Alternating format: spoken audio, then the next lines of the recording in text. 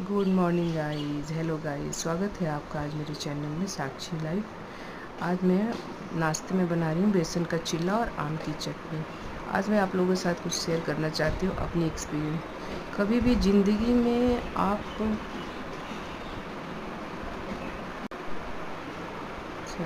कभी भी आप ज़िंदगी में किसी पे भी इतना मत डिपेंड रहना और इतना मत भरोसा करना कि जब वो आपका भरोसा तोड़े या जब आपको वो छोड़े तो आपको इतना कष्ट हो कि आप अपनी तकलीफ़ें किसी से ना बता सकते हो, ना बयां कर सकते हो और ना ही किसी को सुना सकते हो। और एक चीज़ और, कभी भी जीवन में अपनी कोई भी तकलीफ़ किसी को ना बताएं, क्योंकि सामने वाला आपकी तकलीफ़ को सुन के खुशी होगा, दुखी नहीं होगा और आपके हटते ही आपका उपहास करेगा, आपकी निंदा करेगी। अगर आपने मेरा विचार अच्छा लगे तो मुझे लाइक करें, कमेंट करें।